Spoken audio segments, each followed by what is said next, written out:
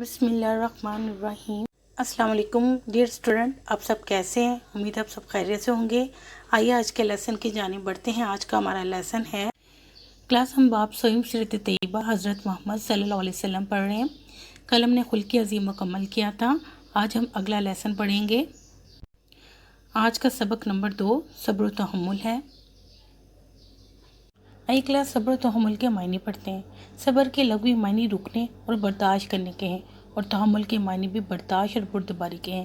اصلاحات شریعت میں صبر و تحمل کے معنی نیک عمل پر دوام، گناہوں سے پرہیز، مصائب و تکالیف برداشت کرنا، دل کو خوف اور گھبراہٹ سے دور رکھنا، حتیٰ کہ خوشی کے موقع پر بھی فخر و غرور اور بے قدری سے بچنا، اور ہر حالت میں دل کو مضبوط رکھنا صبر و تحمل کہلاتا ہے۔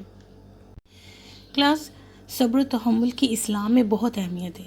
بندہ مومن جب اللہ تعالیٰ کی خوشنودی حاصل کرنے کے لیے صبر کرتا ہے اور اپنے نفس کی خواہشات کو روکتا، اور اگر کوئی مصیبت آ جائے تو لوگوں کے سامنے بیان نہیں کرتا، بلکہ وہ خود کو قابو میں رکھتا ہے اور برداشت کرتا ہے، رب تعالیٰ کے سامنے ہی اپنی مصیبت کو بیان کرتا ہے، اللہ کی محبت میں ثابت قدمی دکھاتا ہے، اس کی طرف سے آنے والی آزمائش کو فراخ دلی سے برداشت کرتا ہے۔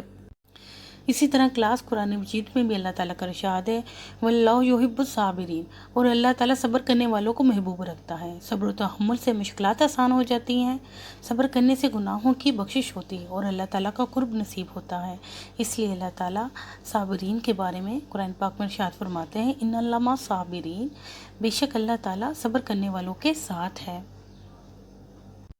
اور کلاس اہل ایمان کی صفت بھی یہی ہے۔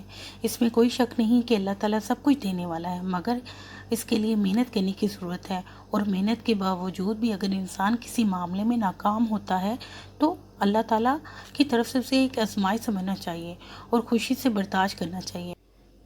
کلاس قرآن پاک میں اللہ تعالیٰ یہاں تک فرماتے ہیں الذین صبروا وعلی ربہم یتوکلون۔ سورہ نحل کی آیت نمبر 42 میں اللہ تعالیٰ ارشاد فرماتے ہیں صبر کرنے والے اللہ تعالیٰ پر ہی توکل کرتے ہیں۔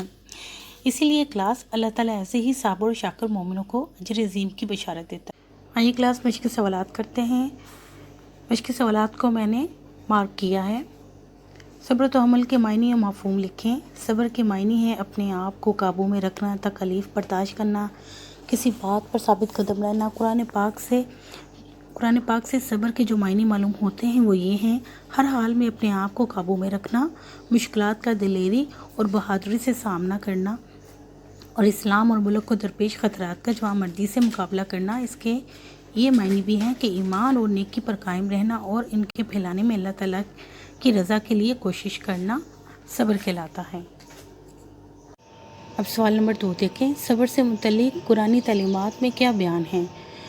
قرآن پاک نے صبر کا بیان بہت اچھے انداز میں بیان کیا ہے۔ ارشاد ہے وَلَنَبْلُوَنَّكُمْ بِشَيْءٍ مِّنَ الْخَوْفِ وَالْجُوعِ وَنَقْصٍ مِّنَ الْأَمْوَالِ وَالْأَنفُسِ وَالثَّمَرَاتِ وَبَشِّرِ الصَّابِرِينَ الَّذِينَ إِذَا أَصَابَتْهُم مُّصِیبَةٌ قَالُوا إِنَّا لِلَّهِ وَإِنَّا إِلَیْهِ رَاجِعُونَ۔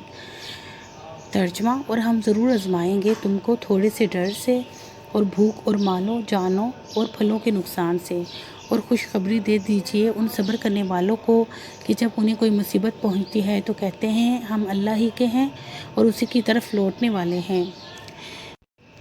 اس آیت سے یہ ثابت ہوا کہ تمام آزمائشوں اور مشکلات میں اپنے آپ کو اللہ کے سپرد کر دینا اور اس سے گلے شکوے نہ کرنا صبر کہلاتا ہے۔ ایک دوسری آیت میں ہے الذین صبروا وعلی ربہم یتوکلون۔ سورہ نحل کی آیت نمبر 42۔ ترجمہ، صبر کرنے والے اللہ ہی پر توکل کرتے ہیں۔ یہاں تک دوسرے سوال کا آنسر۔ شارٹ کوشچن دیکھیں، کوئی تکلیف پہنچے تو ایک صابر انسان کو کیا کرنا چاہیے؟ جواب، جب انہیں کوئی مصیبت پہنچتی ہے تو کہتے ہیں ہم اللہ ہی کے ہیں اور اسی کی طرف لوٹنے والے ہیں۔ یہاں تک شارٹ کوشچن کا آنسر ہے۔ نیچے دیکھیں سوال نمبر 3، ایمان والوں کو مصیبت اور مشکل میں کیا طرز عمل اختیار کرنا چاہیے؟ انسان کسی معاملے میں ناکام ہوتا ہے تو اس کو اللہ کی طرف سے ایک آزمائش سمجھنا اور خوشی سے برداشت کرنا چاہیے۔ بندہ نا امید نہ ہو بلکہ اپنی محنت جاری رکھے اور اس وقتی ناکامی کو اپنے مستقبل کے لیے کامیابی کا زینہ سمجھے۔ یہاں تک اس کا آنسر ہے۔ آخر کا سوال نمبر 4، خوشی میں انسان کا کیا طرز عمل ہونا چاہیے؟ یہ بھی صبر ہے کہ انسان خوشی اور خوشحالی میں اپنے آپ کو قابو میں رکھے۔ بسا اوقات لوگ خوشی اور خوشحالی میں قابو سے باہر ہو جاتے ہیں اور بجائے اس کے کہ وہ اللہ کی نعمتوں کا شکر ادا کریں، اللہ کی نعمتوں کی بے قدری کرتے ہیں اور فخر و غرور کا اظہار کرنے لگتے ہیں۔ اس لیے اسلام نے ہر حالت میں، خواہ وہ خوشی کی ہو یا پریشانی اور تکلیف کی، صبر کرنے کی تلقین کی ہے۔ کلاس یہاں تک اس کا آنسر ہے، ان کی ریٹن پریکٹس بھی کیجیے گا۔ خدا حافظ۔